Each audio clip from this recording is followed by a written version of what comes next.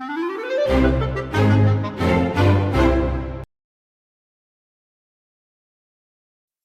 Coach presents Rounding to the nearest 10. We use rounding when we want to estimate.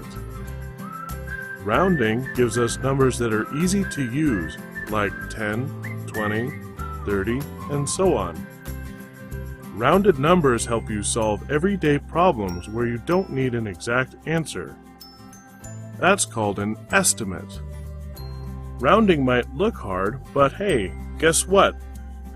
If you know how to put numbers in order and can skip count by tens, you can learn to round any number to the nearest 10 with ease.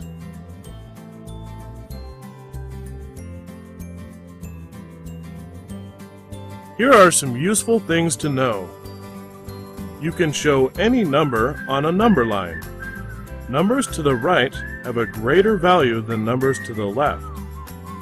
Every number that ends in the digits 1 through 9 sits between two tens.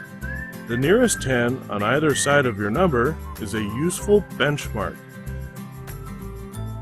And the midpoint is the number that is halfway between the two benchmarks. If the number you want to round is less than the midpoint, round down. If the number you are rounding is at the midpoint or greater than the midpoint, round up.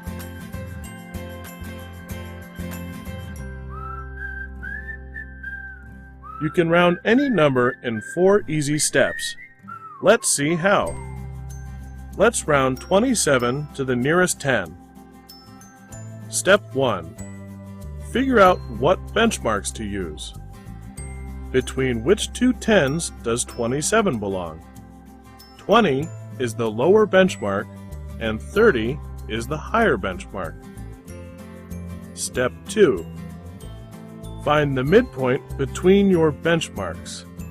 That's the number that is exactly in the middle. The midpoint between 20 and 30 is 25. Step 3. Now locate 27 on the number line. You can see that 27 is more than 25. So now you're ready for step 4. You can round. 27 is closer to 30 than to 20. So, to the nearest 10, 27 rounds up to 30. Sometimes the nearest 10 is 0. Let's round 4 to the nearest 10. The benchmarks are 0 and 10. The midpoint is 5.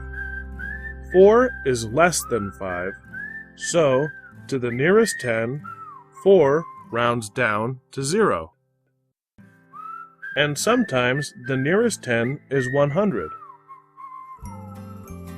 Look at 96.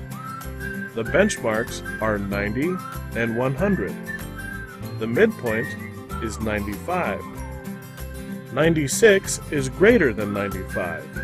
So, to the nearest 10, 96 rounds up to 100.